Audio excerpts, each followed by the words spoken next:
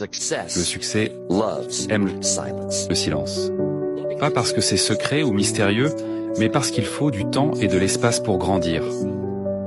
Le succès, comme une graine, commence tranquillement sous la terre. Il ne se présente pas au monde, il ne demande ni attention, ni validation. Il travaille simplement, de façon constante et silencieuse, jusqu'au jour où il émerge, grand et fort, pour que tout le monde le voie. Et pourtant, beaucoup d'entre nous ressentent le besoin de dire au monde ce que nous faisons, ce que nous prévoyons et comment nous allons y arriver. Pourquoi ? Peut-être est-ce un besoin de reconnaissance ou d'approbation ? Peut-être est-ce l'adrénaline de dire « Regardez-moi, je suis en chemin ». Mais voici le problème. Plus vous parlez de vos projets, moins vous avez d'énergie pour réellement les exécuter.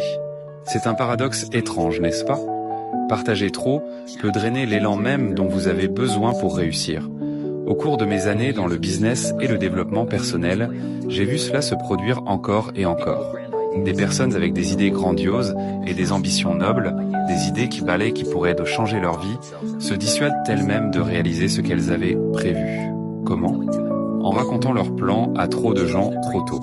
Elles exposent leurs rêves au vent froid du doute, de la critique et des distractions. Et avant même qu'elles ne s'en rendent compte, le feu qu'elles ressentaient s'est éteint.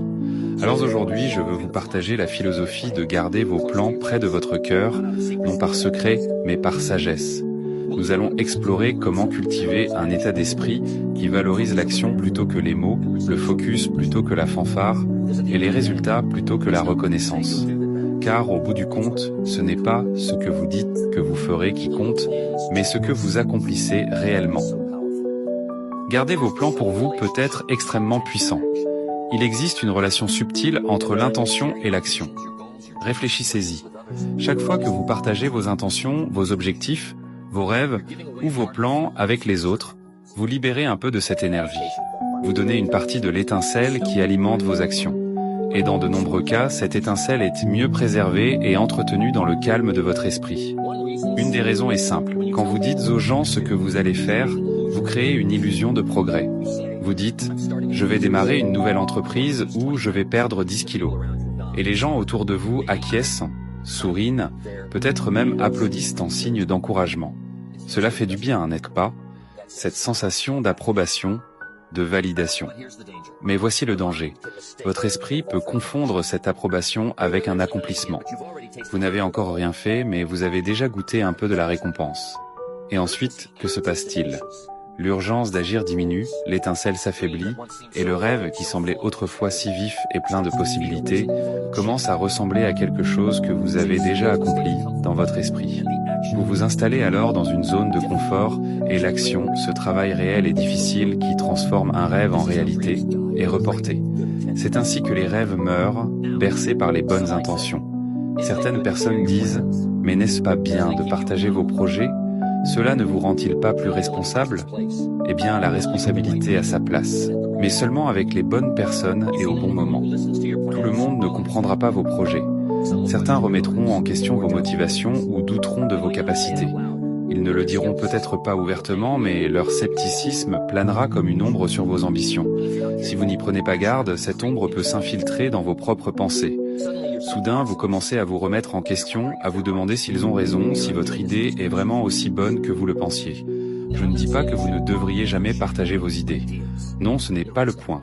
Le point est de partager de manière sélective, avec réflexion et uniquement au bon moment.